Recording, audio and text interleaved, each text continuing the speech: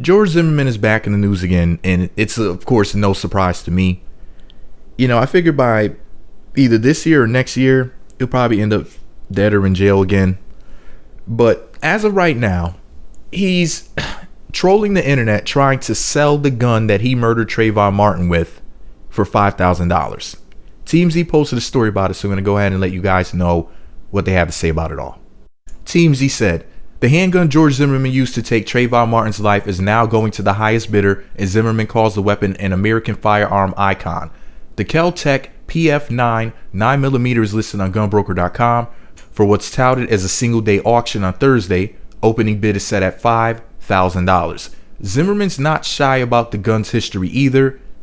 His listing on the site includes this, quote, I am honored and humbled to announce the sale of an American firearm icon. The firearm for sale is the firearm that was used to defend my life and end the brutal attack from Trayvon Martin on February 26, 2012, end quote.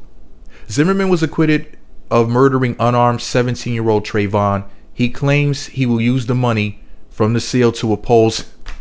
I thought this guy was homeless and needed money to live. He claims he will use the money from the sale to oppose Hillary Clinton's campaign and to fight what he calls Black Lives Matter fueled, quote, violence against law enforcement officers. He says the gun is a, quote, oh my goodness. He says the gun is, quote, a piece of American history. Let me reread the last two parts real quick for you. He claims he will use money from the sale to oppose Hillary Clinton's campaign and to fight what he calls Black Lives Matter fueled, and I quote, violence against law enforcement officers. He says the gun is, quote, a piece of American history.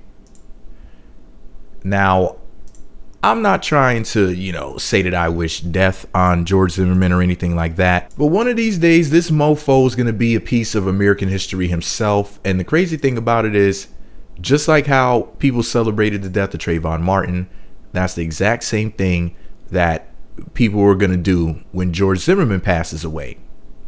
I don't know whether or not he realizes that. Now, like I said, man, I don't wish death on George Zimmerman. But I will say this, though. This is why I don't respect bad boys, thugs. Well, really, George Zimmerman is a bad boy and a thug. Like, whenever I hear a woman say that she likes bad boys, tough guys, thugs, the first thing I think to myself is, yeah, she likes guys like George Zimmerman. But yeah, I don't respect street guys, tough guys, bad boys, etc. Because with all of these guys,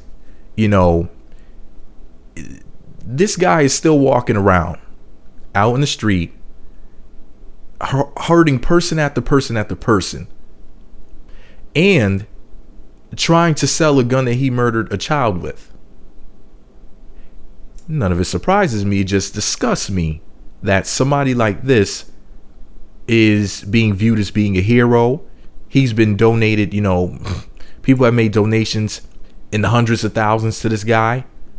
He was allegedly homeless, this, that, and the third, and now look at him. He apparently has enough money to live again because of the simple fact that he's trying to generate money in the thousands to oppose Hillary Clinton's campaign and to fight so-called violence against law enforcement officers. What about when law enforcement officers commit acts of violence against people? I guess he doesn't care about that because, they work for him. They're on his side, of course. The law works for him because his father was a judge. So he had enough connections to get away with the crime of murdering a child. And for him to sit up there and call that murder weapon a, quote, piece of American history, he's basically saying that it's like an artifact or a relic. He's saying like, yeah, like it could be in a museum someday because it's that important. And it's something that he's basically saying that him murdering Trayvon Martin was a pivotal moment in American history. If it was up to him, I bet he would want that murder in books in schools. And of course, he would want the story told in his favor. Now, somebody from the government said that audio recording the 911 recording, they basically screened it with software to figure out who it was screaming for their life before the gun went off. And judging by George Zimmerman's voice, when they did an analysis, that was not George Zimmerman screaming for his life. Therefore, it was obviously Trayvon Martin. And, I heard that George Zimmerman had his DNA underneath Trayvon Martin's shirt that day. And I said to myself, now, if he's basically on the ground on his back and Trayvon Martin, according to George Zimmerman's testimony, is on top of him, beating the crap out of him, how the hell did George Zimmerman's DNA get underneath Trayvon Martin's shirt? And then I realized he probably stopped and frisked Trayvon Martin at gunpoint to see whether or not he had any weapons on him. Also, I believe when Trayvon Martin was screaming for his life on that tape, basically, I think George Zimmerman was holding him at gunpoint at that point and telling him stuff like, if you don't shut the fuck up, I'm going to shoot you, stuff like that. He was obviously, blatantly murdered. Anybody who's still in denial about it, I don't know what the hell to tell you. But, another point I wanted to make about the whole thing was this. Trayvon Martin was allegedly brutally beating George Zimmerman's head in. If I'm not mistaken, George Zimmerman said at the trial that his head was like slammed 20 or 21 times on the concrete. Gotta ask yourself this though. Since George Zimmerman also said that he was like about to black out. If your head is being slammed against the concrete, you're about to black out, you're on the ground, about to lose your life, why would he not go to the hospital after that? Why would he not have why would he not have an x-ray or a MRA or something? If your head is being slammed against the concrete, you feel like you're going to die. So that's why you shot a 17-year-old in the chest rather. Why in the world would you not go and get your head examined if this was in fact true? Of course, it was all lies. You can clearly hear somebody screaming, help, help, help. And then the gun goes off. And the screaming, of course, stopped because Trayvon was dead or dying.